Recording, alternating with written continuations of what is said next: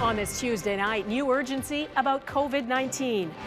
Health experts warn a leap of infections from the virus is coming. There has to be a shift in mindsets. The warning to Canadians traveling abroad, and how Iran's deputy health minister ignored his symptoms before admitting he's ill. New blockades and protests. What could finally settle this unrelenting dispute? A Global News exclusive, the alleged scam preying on newcomers to Canada, raising questions about how consultants are regulated. And from saving the day to having his own day. It was so cool. The backup goalie netting well-deserved honors and newfound fame. Global National with Donna Friesen. Good evening and thanks for joining us. We begin tonight with new warnings about the coronavirus, known as COVID-19. It has begun to spread rapidly outside the epicenter of China, and countries are bracing for the medical and economic impact. There's been a significant change in tone from American health officials, who now warn of an unprecedented, potentially severe health challenge globally. And the World Health Organization says the world is unprepared for an almost inevitable leap in infections. Folks, this is a rapidly escalating epidemic in different places that we have got to tackle super fast to prevent a pandemic. The virus has spread beyond China to the Middle East and Europe. The worst outbreaks right now are in Iran, where there are 95 officially confirmed cases, but experts believe many more are undetected or unreported, and in Italy, where at least 12 towns are under quarantine. There are more than 320 confirmed cases there and 11 deaths. And for the first time, there are confirmed cases in Switzerland, Austria, Croatia, and mainland Spain. All of those involve people who had been to Italy. At least 38 countries have confirmed cases now, and the concern is as much about what is unknown as is known about this virus. We know most people who get it survive, but it's still unclear how many people are spreading it without having symptoms, or how many have symptoms and don't realize they're infectious. Crystal Goomansingh has our top story tonight.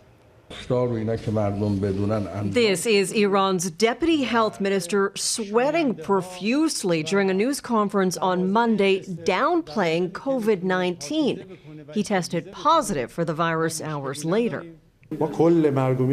Iran is now confirming cases of COVID-19 in at least 13 provinces, and the country's health minister says the disease will continue to spread. More than 80,000 people have been infected globally. China is still the epicenter, but new clusters are emerging. Italy is the worst hit area in Europe. There, the 11th death related to COVID-19 was a 76-year-old woman. In the north, museums, bars, and schools are closed, and police are restricting travel in and out of 11 towns. Students from New Brunswick are watching the situation closely. A group is headed to Rome and southern Italy this week. It's always going to be in the back of my head, and I'm just going to try to keep clean and remind people to wash their hands. I understand the worries that parents are expressing, so and I'm trying to allay those fears as much as possible. Students from 3 schools in northern England are in isolation as a precaution. Some showed flu-like symptoms after returning from Italy. We're just so much more connected. So you got to think it's going to be here tomorrow. If you don't think that way, you're not going to be ready. So first thing is that mindset shift. And the thing you got to think is, if it hits us, we're going to stop it. That containment effort is happening in Spain. A hotel with roughly 1,000 guests is locked down. 2 visitors have the virus. With an increasing number of cases outside of China, the International Olympic Committee issued a warning. Dick Pound told the Associated Press that if COVID-19 isn't under control by late May, the 2020 Tokyo Olympics could be canceled. Donna? All right, Crystal Goomansingh in London, thank you. And an update now on the Canadians brought back to Canada from Wuhan, China. Canada's Chief Public Health Officer says the remaining 195 people under quarantine at CFB Trenton have been released. And if you're planning to travel internationally, there's new advice tonight from the Canadian government. It had already said to avoid non-essential travel to China. Now Canadians are being told to take precautions traveling to South Korea, Hong Kong, Singapore, and northern Italy. For those watching at home today, I would say, before you book, just make sure you check. That would be the best advice I can give now, because this thing is a very dynamic situation. It changed by the hours, and we will continue to update Canadians. And for the first time, the federal health minister says Canadians should be prepared for their lives here at home to be disrupted by this virus. My message to Canadians today is to take it seriously. Obviously, we are working very closely. There's still, at this point, there are not many cases in Canada, but that could change at any time, given that there is such a transmission globally. And in the U.S., public health officials are sounding a loud warning. The Centers for Disease Control said this morning an outbreak in that country is inevitable, that the country can't be hermetically sealed off from the world. That sent the Dow Jones plunging. There are fears what an outbreak could do to the U.S. economy. And later in the day, the White House economic advisor claimed the U.S. has the virus contained. Jackson Proskow reports on the U.S. response. With concern spreading faster than coronavirus, U.S. President Donald Trump shrugged off worries about the potential impact of the disease. Very well under control in our country. The people are getting better. They're all getting better. But for the first time, U.S. officials sounded the alarm, warning community spread of COVID-19 in the United States appears inevitable. I understand this whole situation may seem overwhelming and that disruption to everyday life may be severe.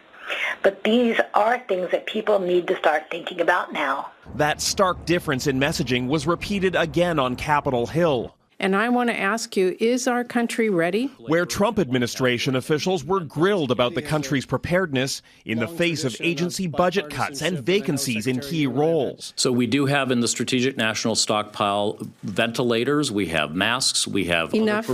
Well, of course not. The administration is asking for $2.5 billion to fund vaccine research and stock up on supplies. We currently have 30 million N95 respirators in the Strategic National Stockpile. How many do we need? Approximately 300 million. One immediate shortfall, the COVID test kits created by the CDC.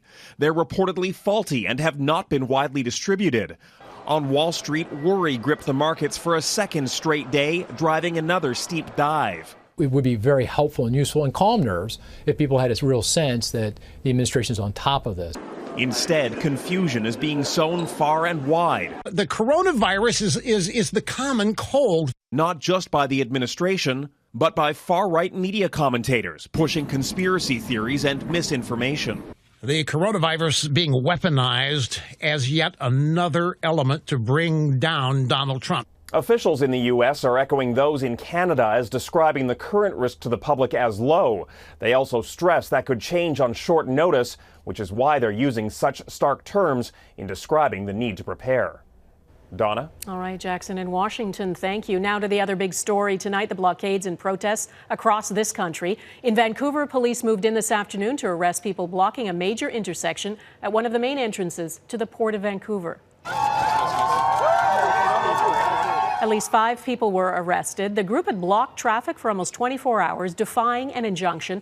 They say they're supporting a small group of Wet'suwet'en hereditary chiefs in northern BC who oppose a natural gas pipeline running through their territory. What happens on Wet'suwet'en territory there will determine how much longer the blockades across the country continue. And in Ontario and Quebec, new ones went up today, a day after police dismantled the blockade on a rail line in Tyendinaga, Ontario.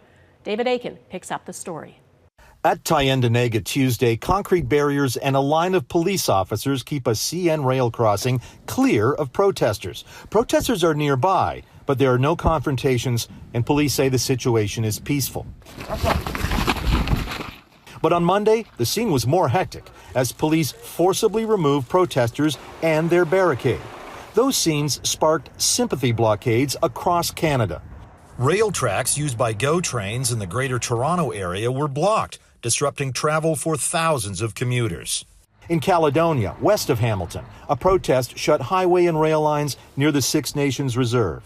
In Quebec, roads and rail lines were blocked in Lennoxville and in the Mohawk communities of Kanesatake and Kahnawake. Things may be escalating on the side of the police. So after what happened with Tyendinaga yesterday, people are still quite angry. But we're controlled, we're watching, and we're waiting to see what will happen next. In response, CP Rail obtained a court injunction to clear all blockades in Quebec. A common theme among all these protests is sympathy with the Wet'suwet'en of northern BC and demands by Wet'suwet'en hereditary chiefs that the RCMP leave their territory. In the meantime, CN work crews have been up and down this line doing regular maintenance and survey work, but CN itself cannot say when these tracks and others around the country will be safe to resume regular passenger and freight service. Donna? Okay, David Akin, thanks. The question of whether the federal government and a group of hereditary chiefs in Wet'suwet'en territory can come to an agreement still remains. They have said there are conditions they want met, including the RCMP removing a remote outpost on a road in northern BC. Mike Le Couteur is following the late-breaking development. Mike, where are things at? Well, Donna, we managed to speak with one of the Wet'suwet'en hereditary chiefs who is on his way to a meeting in Smithers, BC with other chiefs and the RCMP. Chief Was said he's optimistic there will be a withdrawal of the Mounties from his territory, which could pave the way for the peaceful dismantling of blockades that have popped up across the country. Well, the significance is that, you know, there's good faith and goodwill on the parties. In particular, the RCMP. If that's what's going to be happening, it happens, and that's a sign of good faith and goodwill. In the spirit of that good faith, Chief Was wouldn't say exactly what the plan is for the RCMP to leave Wet'suwet'en territory. Because of the complexities, we're being very careful not to try to move ahead too fast. Now, that cautious optimism is the most positive Chief Was has been in recent days, and it was echoed by the Minister of Indigenous Services earlier today. Over the last few days, there has been some back and forth that has been modestly positive. Now, at the same time, Miller is preaching patience to premiers. As Tuesday, François Legault said Quebec Provincial Police are working on a plan to dismantle the barricade in Kahnawake, south of Montreal. I understand that it's not easy. It's not an easy situation. But I think at the same time, we cannot afford to continue for long having those major losses on our economy. We have now an opportunity to engage with hereditary leadership and make sure that our back and forth or our discussions are both aimed at resolving this in a peaceful way, and that's precisely what we're going to do. Neither Miller or Chief Was would say if a nation-to-nation meeting is imminent, but a spokesperson for the Indigenous Services Minister said both he and the Minister of Crown Indigenous Relations, Carolyn Bennett, are ready to meet whenever and wherever the hereditary chiefs want. Donna? All right, Mike Le Couteur in Ottawa, thanks. Coming up, the changes planned to Canada's law on medically assisted dying.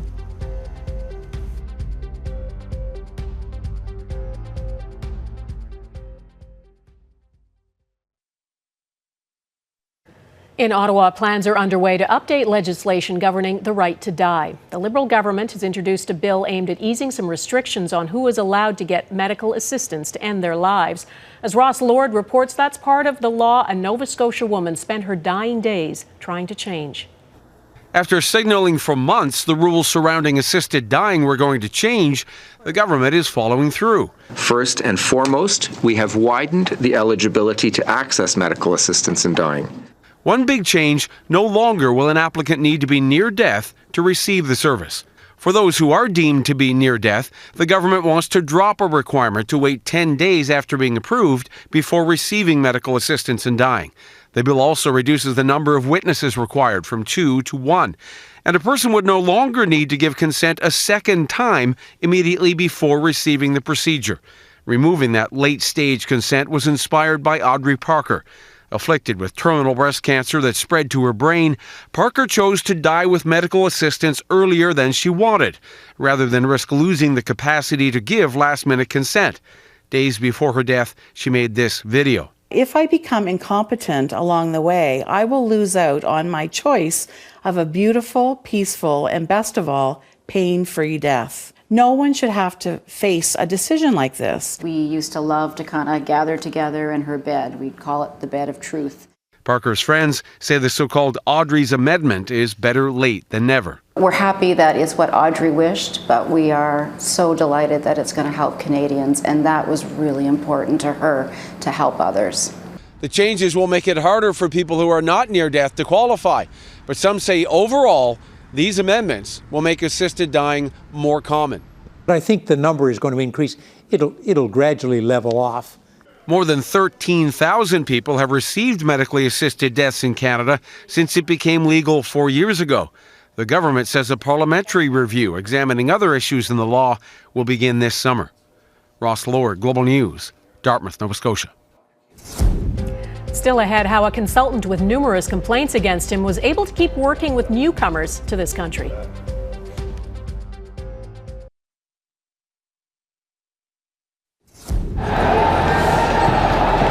This is India's capital, Delhi. At least 13 people have died in violent riots. The clashes first broke out on Sunday between protesters in favor of a controversial new Indian citizenship law and those against it. The violence has taken on religious overtones, with Hindu and Muslim groups fighting each other. Police used tear gas and smoke grenades, but struggled to hold back the demonstrators. The new law makes it easier for non-Muslims from 3 neighboring countries to gain Indian citizenship. Well, if you're a newcomer to Canada and hoping to remain as a refugee or immigrant, you can hire an immigration consultant. There are more than 6,000 of them in Canada. Each requires a license to practice. But as Jeff Semple reports, one consultant allegedly scammed some newcomers out of their savings.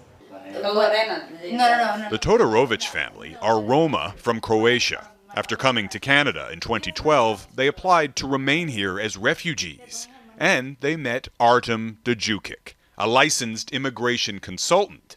She says he promised he could help. He has many connections, so it's 100% like we don't need to worry about it. She says they paid him $6,000 cash to represent them. But when they finally received an immigration hearing, she claims they discovered no work had been done. I was very angry, and basically he's stealing money. He's a thief. He's taking from the desperate people. And she's far from the only one making allegations. Over the last decade, working as an immigration consultant at this office just outside of Toronto, Djukic received dozens of complaints, and a few years ago admitted to misappropriating more than $900,000 from a couple of clients. But if anyone thought that would be enough to see his consultant's license revoked, think again. Despite those concerns, Djukic was allowed to continue working for 3 years, much of that time under the supervision of the ICCRC, the governing body for immigration consultants, and his alleged misconduct continued. So I would have some serious questions around what exactly was the nature of that supervision. This immigration lawyer says Djukic is far from an isolated case and proves the profession's regulatory body should not be allowed to police itself. The number of complaints, the number of victims are just snowballing. And the stories we're seeing every day are just horrific. The regulator says it's making changes to toughen licensing requirements and punishments for offenders. The council was set up to fail from day one by not having that appropriate statutory authority. But the regulator has made similar promises before, and any changes will come too late for this Hungarian family. What is the airport code? They say they paid Djukic nearly $100,000, but claim he failed to tell them about their hearings and even withdrew their refugee claim. So he gave me a very hard time, me and my family. The Lang family contacted police, who charged Djukic with fraud, and last month his consultant's license was revoked. The family, meanwhile, is now scheduled to be deported. We paid the price, and I don't want more people, we don't want more victims. Jeff Semple, Global News, Toronto. Next, what life is like now for that Zamboni driver turned hockey hero.